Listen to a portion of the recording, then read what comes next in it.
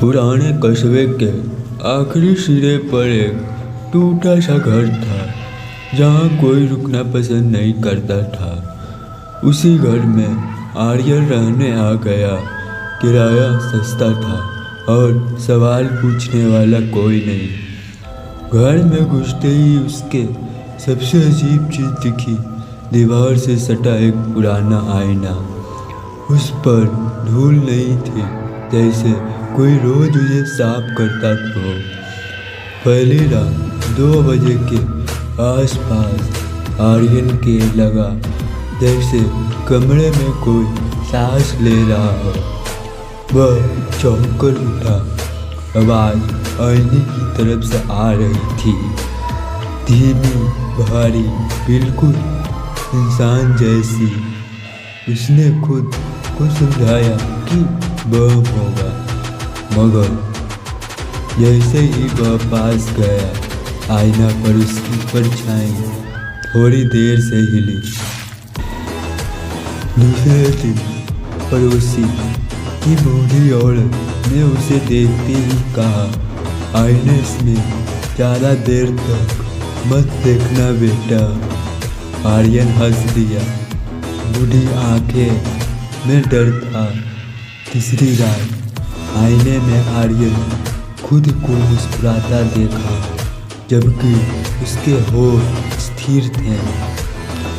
आईने के भीतर से आवाज आई, थक गया है तू बाहर की दुनिया से। आईना पर उसकी उंगली के निशान उभर आए। अंदर से अब आर्यन सो नहीं पाता था। हर रात आईना उसको पुकारती, उसकी सांसें तेज होती, दिल बैठ जाता। चौथी रात आईने में उसने देखा पीछे कोई खड़ा है।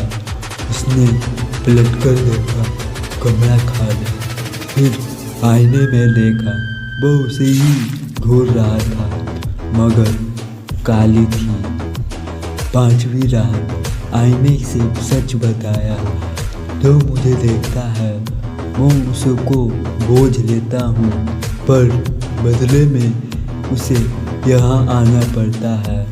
आईना की सतह पानी जैसी लहरने लगी। भीतर एक कमरा दिखा। उसी घर का दीवारों पर नाखून के निशान थे। सैकड़ों चेहरे की परछाई फंसी हुई थी।